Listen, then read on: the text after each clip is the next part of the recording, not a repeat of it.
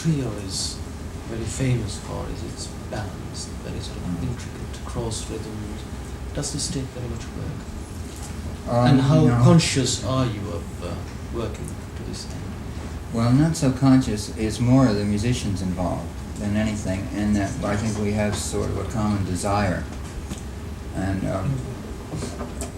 I think what we look for is freedom with responsibility. In other words, there's no requirement to do anything at a certain time, but we like to feel that we're responsible to the total performance.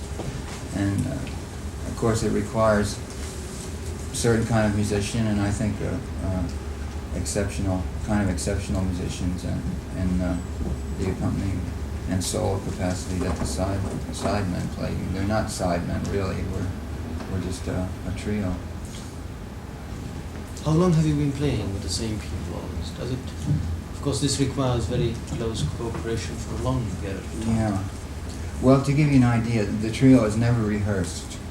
In the history of the trio, we've never rehearsed. I think we probably could accomplish some things through rehearsal, but all of the things we play have grown out of performance. And what was the beginning of the question? Yeah, does it take very long to form this sort of relationship? Yeah, well, between- not really, because when the guys join the group, I sort of could feel in a minute whether or not they're going to fall in. And although Eddie claimed that he was going through a lot of strain when we opened in the London House Cold in Chicago, it sounded to me like it was like water, out of a faucet or something. It came out so easily. But then beyond that, I think it's a sort of a natural development through common desire, just to make it more musical all the time as much as we can. I think we would like to hear now something. All right. So something that's a little light, a very pretty waltz by Johnny Mandel, who has done a lot of film scoring now in Hollywood and writes beautiful melodies. This one was for the film Emily, and it's the title tune.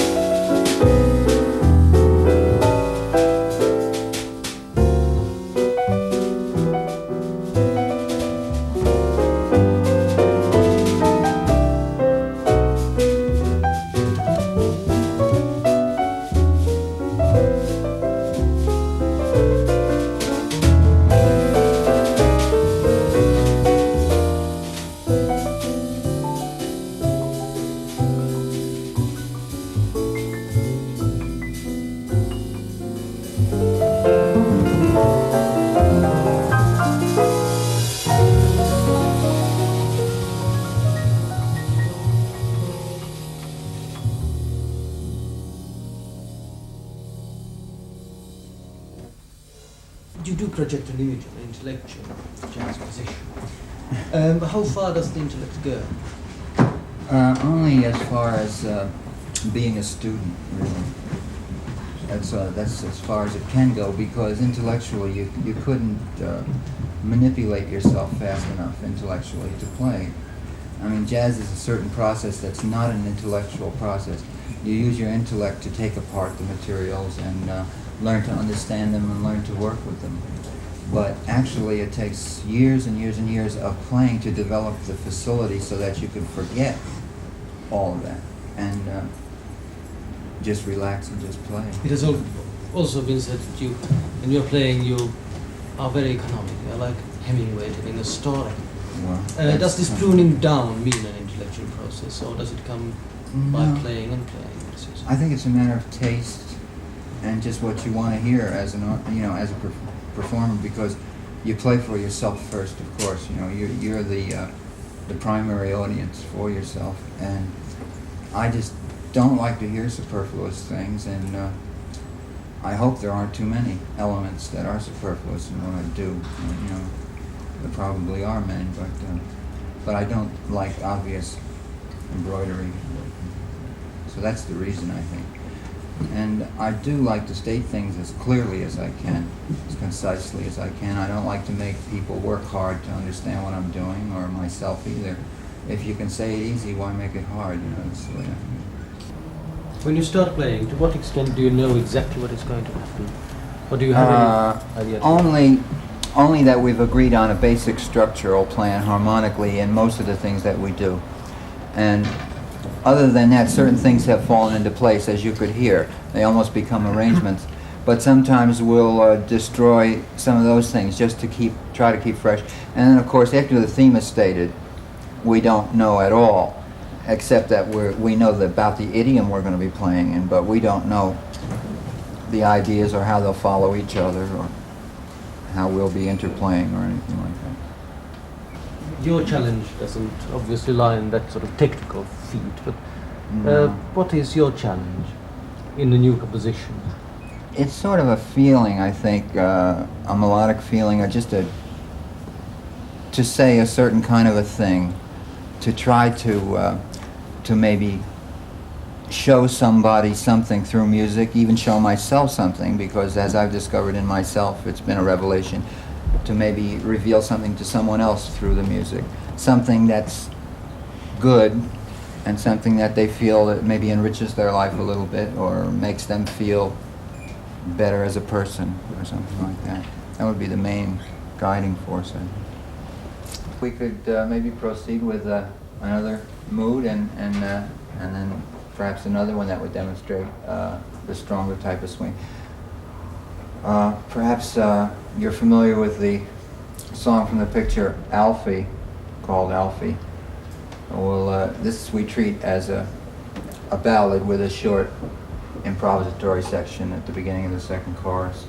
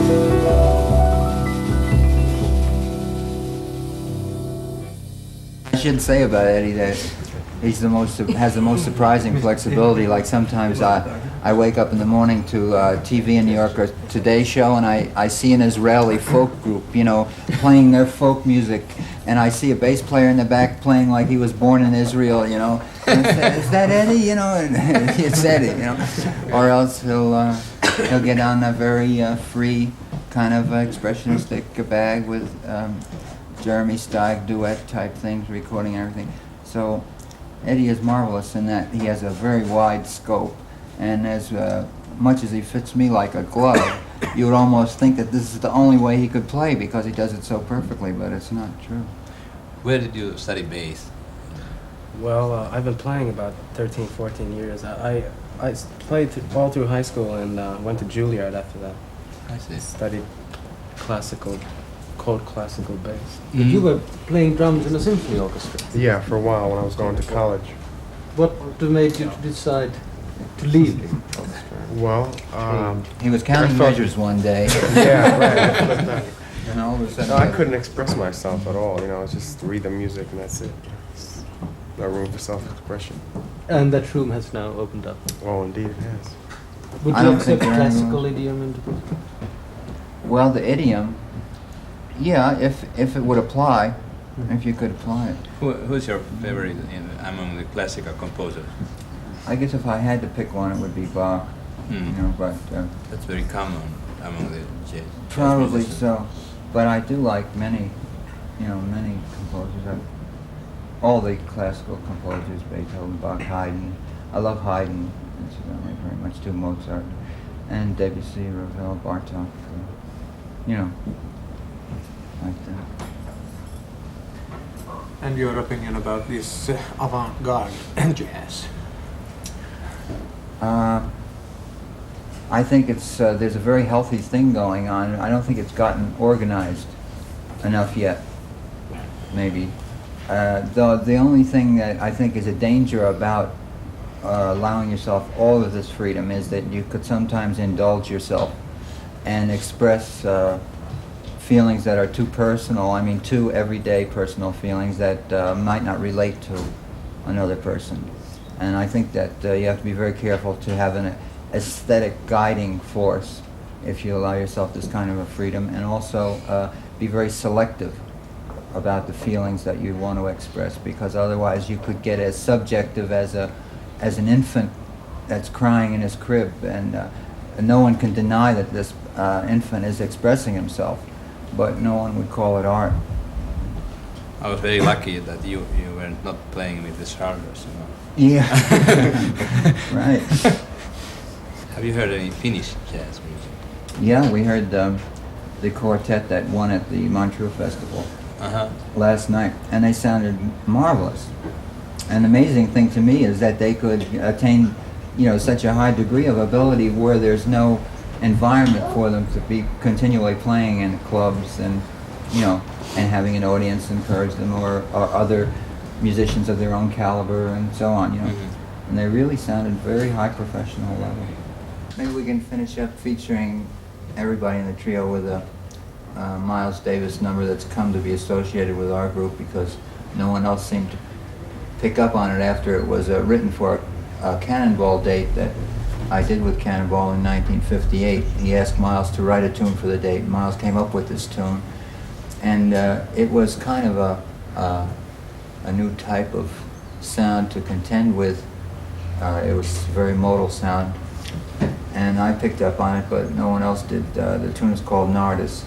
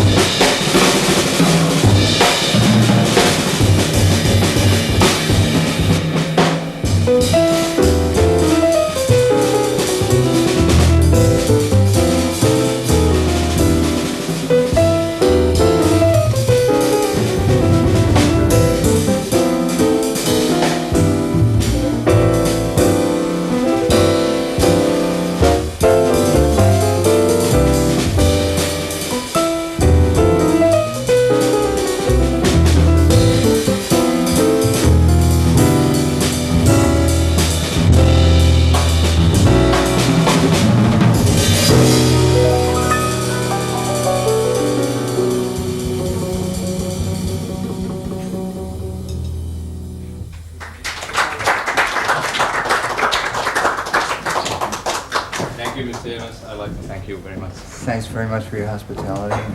It's wonderful piano. Thank you. Great. Maybe Got we'll enough? come and drink some coffee with us. Well, I think we'll have to be going pretty quick, but I think maybe we'll have a good time. Yeah. Well, just for Uh-huh. doing it for a short while. You look coffee.